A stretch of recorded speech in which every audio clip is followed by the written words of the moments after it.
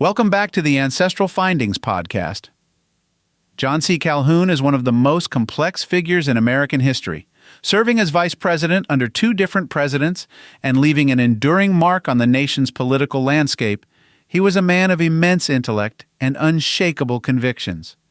His advocacy for states' rights, his role in the Nullification Crisis, and his staunch defense of slavery placed him at the center of some of the most heated debates of the 19th century. While he never ascended to the presidency, his influence on American politics, both during his lifetime and in the following decades, was undeniable. Yet, Calhoun was more than just a politician. He was also a man shaped by his heritage and the world in which he lived. His Scots-Irish ancestry, his upbringing on the South Carolina frontier, and his marriage into a prominent Southern family all played a role in molding his beliefs. To truly understand Calhoun, one must explore his political career and the people and traditions that influenced him.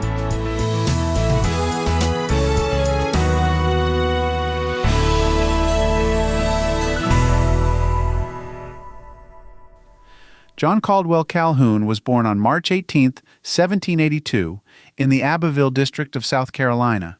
His family lineage traces back to Scots-Irish immigrants who had settled in the American colonies seeking economic opportunity and religious freedom.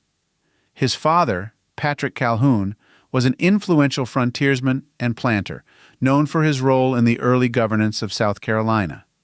Patrick was born in Pennsylvania in 1727 and later moved south, where he established a plantation.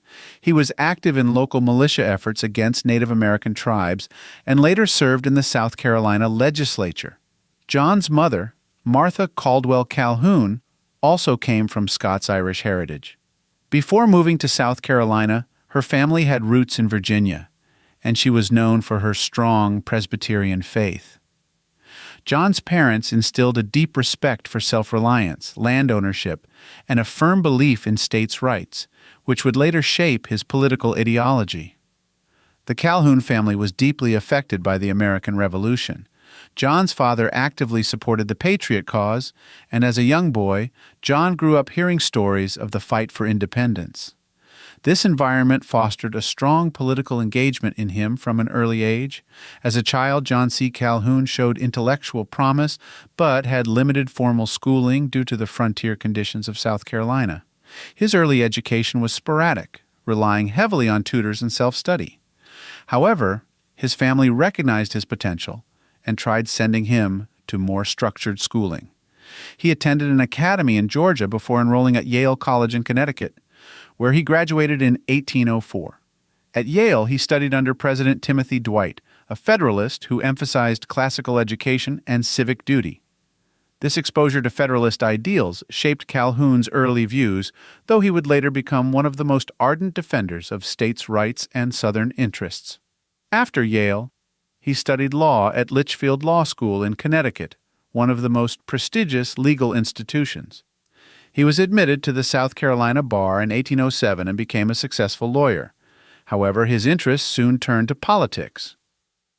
In 1811, John C. Calhoun married Floride Bonneau Calhoun, a prominent South Carolina family member. Florid was the daughter of John Ewing Calhoun, a U.S. senator and wealthy planter.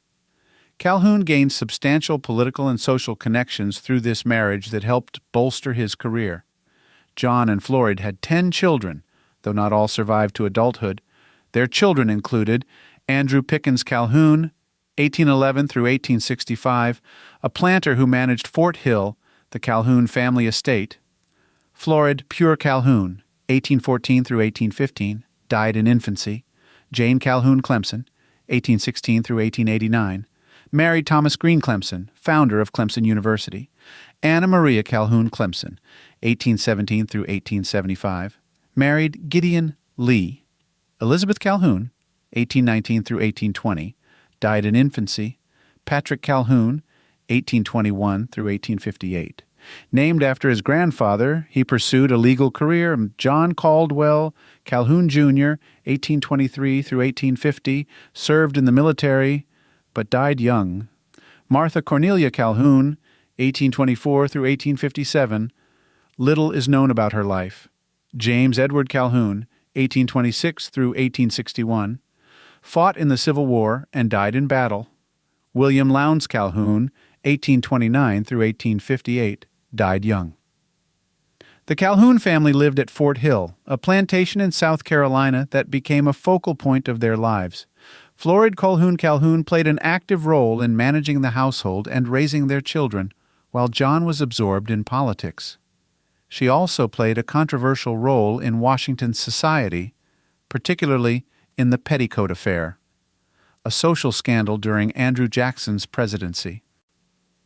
Calhoun's political career began in the South Carolina legislature, where he served briefly before being elected to the U.S. House of Representatives in 1810.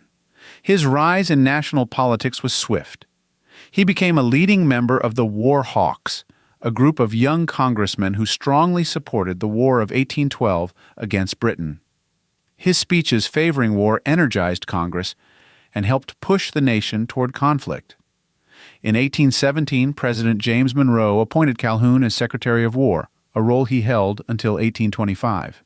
During his tenure, he modernized the military, improved coastal defenses, and reformed West Point. His administrative skills earned him national recognition, and he became a contender for higher office. Calhoun's ambition led him to seek the presidency in 1824, but when it became clear he could not win, he shifted his focus to the vice presidency. He was elected vice president under John Quincy Adams and took office in 1825. However, political divisions soon arose, and when Andrew Jackson defeated Adams in the 1828 election, Calhoun remained vice president, making him the only person to serve in that role under two different presidents. While serving under Jackson, Calhoun became a staunch advocate for states' rights, particularly in response to the Tariff of 1828, which Southerners called the Tariff of Abominations. This tariff benefited Northern manufacturers at the expense of Southern agricultural economies. Calhoun, a firm believer in limited federal power, authored the South Carolina Exposition and Protest, arguing that states had the right to nullify federal laws they deemed unconstitutional. This stance led to a deep political rift between Calhoun and Jackson. Jackson, a strong nationalist, saw nullification as a threat to the Union. Their feud culminated in the Nullification Crisis of 1832-1833, during which South Carolina, led by Calhoun's ideas, attempted to nullify federal tariffs. Jackson responded with the Force Bill, asserting the federal government's authority to enforce laws.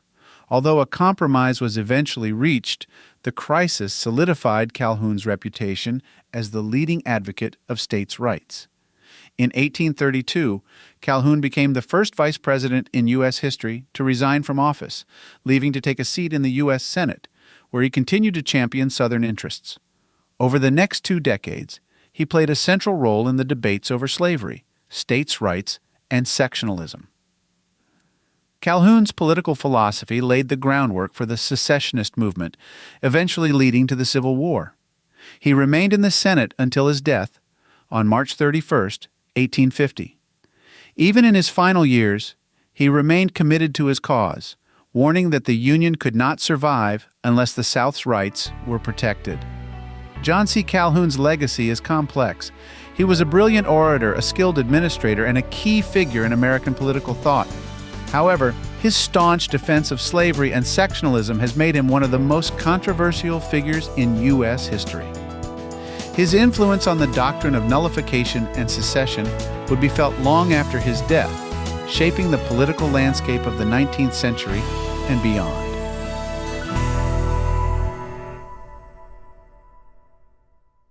Thank you for tuning into the Ancestral Findings podcast. Be sure to visit ancestralfindings.com to grab your free genealogy ebook. Ask for a complimentary genealogy lookup, and sign up for our weekly historical postcard giveaway. A special thanks to our Patreon supporters. Your contributions help to anchor our family tree firmly in the ground, allow our lineage to fly high, and keep our journey through history on the right path. Wishing you a fantastic day and happy searching.